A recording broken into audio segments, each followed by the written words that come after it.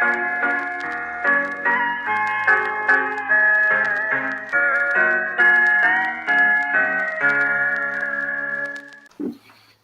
pagi, Ibu dosen dan teman-teman sekalian. Kami dari kelompok 2 yang akan mempresentasikan tentang strategi pembelajaran berdiferensiasi bagian 4 dan 5. Sebelumnya, perkenalkan anggota kelompok kami. Yang pertama ada Dava Agil Pamungkas dengan NIM 292021-049. Yang kedua ada Devi dengan NIM 292021-061. Dan saya sendiri, Imas Pratika Sari dengan NIM 292021-067. Nah, pada strategi 4 pembelajaran berdiferensiasi ini, kita menggunakan aktivitas panahan untuk membebaskan guru dan fokus pada perhatian terhadap peserta didik. Nah, inti dari strategi ini adalah guru memulai kelas dengan mengajari semua peserta didik untuk bekerja secara mandiri. Kemudian, guru beralih ke setengah dari kelas bekerja pada aktivitas penahan, atau yang dapat bisa disesuaikan dengan kesiapan dan minat siswa. Sementara setengah lainnya terlibat dalam aktivitas berbasis konten yang berbeda yang dirancang khusus untuk kebutuhan peserta didik. Nah, pada akhirnya tujuan dari strategi ini adalah agar semua peserta didik memahami bahwa ketika mereka menyelesaikan suatu tugas tertentu, mereka harus secara otomatis beralih ke aktivitas penahan dan bekerja dengan aktivitas tersebut dengan hati-hati dan konsentrasi.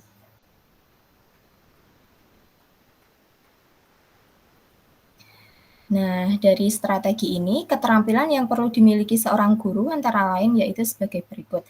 Yang pertama ada kemampuan perencanaan. Nah, kemampuan perencanaan ini, guru mampu merencanakan dan mengorganisir berbagai kegiatan panahan dan tugas berbasis konten yang disesuaikan dengan kebutuhan dan minat peserta didik. Yang kedua ada kemampuan manajemen waktu. Guru mampu mengelola waktu dengan efisien untuk memastikan bahwa semua siswa memiliki waktu yang cukup untuk menyelesaikan tugas dan berpartisipasi dalam kegiatan penahan. Yang ketiga ada kemampuan mengelola kelas. Guru mampu menciptakan lingkungan kelas yang kondusif untuk pembelajaran, termasuk memfasilitasi pembelajaran mandiri dan memberikan dukungan kepada siswa yang membutuhkannya.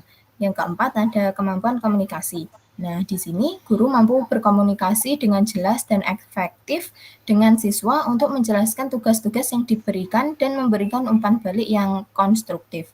Nah, yang kemampuan selanjutnya akan dijelaskan oleh teman saya. Ya, selanjutnya ada kemampuan diferensiasi. Ya, di sini guru harus mampu mengidentifikasi kebutuhan dan minat individu siswa serta menyediakan pengalaman pembelajaran yang sesuai dengan tingkat kesiapan mereka. Yang selanjutnya ada kemampuan evaluasi. Guru memantau kemajuan siswa dalam menyelesaikan tugas-tugas dan memberikan umpan balik yang relevan untuk mendukung pertumbuhan pembelajaran mereka.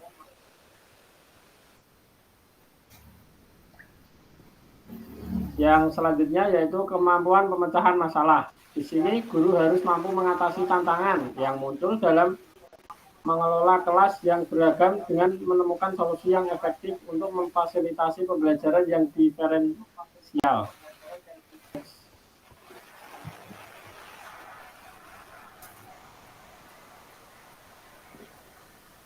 Ya, selanjutnya ada beberapa kesulitan yang mungkin dihadapi oleh guru dalam menerapkan konsep kegiatan panahan berdasarkan bacaan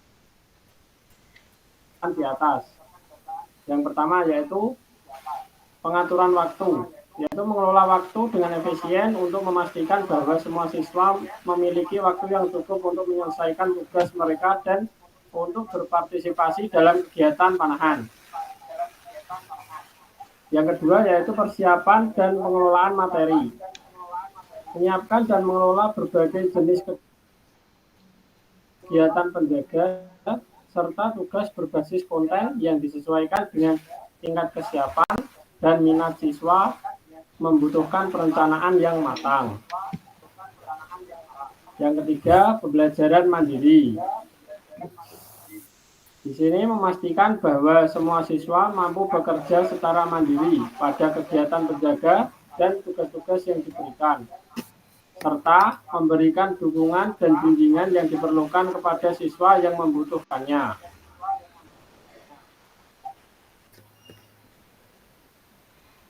Yang keempat, evaluasi dan penyesuaian. Memantau kemajuan siswa dalam menyelesaikan tugas-tugas dan memastikan bahwa setiap siswa mendapatkan pengalaman pembelajaran yang sesuai dengan kebutuhan dan minat mereka. Yang kelima, pemecahan masalah. Mengatasi tantangan yang mungkin muncul dalam mengelola kelas yang beragam dengan berbagai tingkat kesiapan dan minat siswa, serta menemukan solusi yang efektif untuk memfasilitasi pembelajaran yang diferensial. Nah, selanjutnya ada untuk mengatasi kesulitan yang mungkin timbul dalam menerapkan strategi ini, guru bisa membuat rancangan yang mencangkup langkah-langkah sebagai berikut. Yang pertama ada perencanaan matang, di mana guru membuat rancangan pembelajaran yang terperinci, termasuk penentuan aktivitas panahan yang cocok untuk peserta didik dan tugas berbasis konten yang disesuaikan dengan kebutuhan mereka. Yang kedua, melatih peserta didik untuk mandiri. Dalam hal ini, peserta didik akan diajarkan kelas secara menyeluruh bagaimana bekerja secara mandiri pada aktivitas panahan, serta cara mengelola waktu dan tugas dengan efisien. Yang ketiga, memantau dan berikan umpan balik. Pantau kemajuan peserta didik secara teratur dalam menyelesaikan tugas dan berpartisipasi dalam aktivitas panahan, dan memberikan umpan balik yang konstruktif untuk membantu mereka berkembang. Yang keempat, berkolaborasi dengan guru lain. Diskusi strategi dan pengalaman dengan guru sesama untuk saling mendukung dan memberikan ide-ide terbaik dalam mengimplementasikan konsep aktivitas panahan. Yang kelima, ada berkomunikasi secara terbuka dengan peserta didik dan orang tua, di mana di sini melibatkan siswa dan orang tua dalam proses pembelajaran, menjelaskan konsep aktivitas panahan, dan berkomunikasi secara terbuka tentang tujuan dari pembelajaran. Nah, dengan rencana yang terstruktur dan fleksibel serta dukungan dari berbagai pihak terkait, guru dapat mengatasi kesulitan dan mencapai tujuan pembelajaran yang efektif dalam kelas yang berbeda-beda. Selanjutnya ada strategi 5 pada pembelajaran berdiferensiasi ini adalah guru membuat dan memberikan instruksi dengan seksama kepada peserta didik. Inti dari strategi ini adalah guru memberikan instruksi kepada peserta didik dan perlu disampaikan dengan hati-hati agar tidak membingungkan peserta didik dan meminimalkan perhatian terhadap siapa yang melakukan apa. Cara lain adalah guru dapat menjelaskan penugasan kepada beberapa peserta didik yang bertanggung jawab pada hari ini, sehingga mereka dapat memberikan petunjuk kepada peserta didik lainnya pada keesokan harinya. Nah, selain itu, merekam petunjuk dalam bentuk rekaman suara juga dapat membantu, terutama ketika petunjuknya kompleks, sehingga peserta didik dapat memutar ulang petunjuk tersebut sesuai dengan kebutuhan. Rekaman suara ini juga berguna bagi peserta didik yang memiliki masalah membaca atau mengurutkan informasi. Pastikan kita sebagai guru telah memikirkan petunjuk dengan hati-hati dan telah mengantisipasi masalah yang mungkin timbul dari peserta didik dan menemukan keseimbangan antara kejelasan dan tantangan.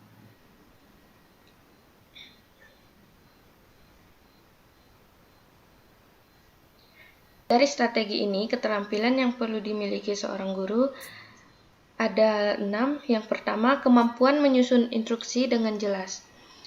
Guru perlu mampu menyusun instruksi dengan jelas dan mudah dipahami oleh siswa. Ini melibatkan kemampuan untuk merumuskan petunjuk secara terperinci dan menghindari kebingungan. Yang kedua, kemampuan menyesuaikan instruksi. Guru perlu dapat menyesuaikan cara penyampaian instruksi sesuai dengan kebutuhan siswa. Ini dapat meliputi penggunaan kartu tugas, rekaman suara, atau menjelaskan tugas kepada siswa yang bertanggung jawab untuk membagikannya kepada kelompok. Ketiga, kemampuan berkomunikasi efektif. Guru perlu memiliki kemampuan komunikasi yang efektif untuk menjelaskan instruksi dengan baik kepada siswa.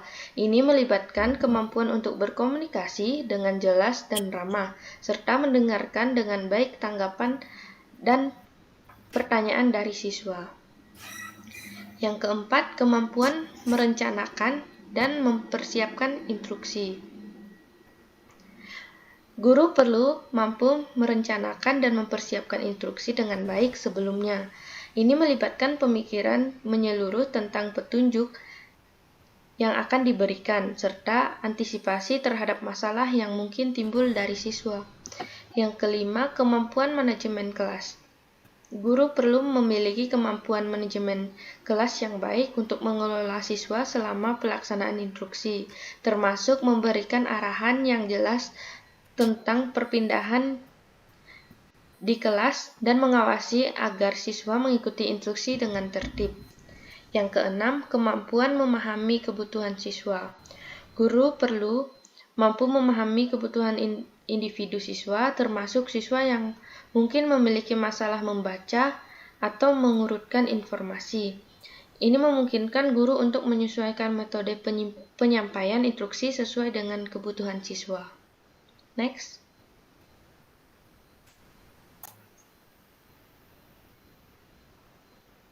Nah, selanjutnya ada beberapa kesulitan yang mungkin dihadapi oleh guru dalam menerapkan konsep yang dijelaskan. Dalam strategi ini, yang pertama ada penyusunan instruksi yang tidak jelas. Guru mungkin mengalami kesulitan dalam menyusun instruksi yang jelas dan terperinci yang dapat membingungkan siswa dan mengganggu proses pembelajaran. Yang kedua, kesulitan menyesuaikan instruksi. Menyesuaikan cara penyampaian instruksi sesuai dengan kebutuhan dan preferensi siswa bisa menjadi tantangan terutama dalam kelas yang beragam. Yang ketiga, manajemen waktu. Membuat dan menyampaikan instruksi tambahan seperti mengajarkan beberapa siswa terlebih dahulu atau merekam petunjuk untuk bentuk rekaman suara dapat memakan waktu tambahan dalam persiapan dan pelaksanaan pembelajaran.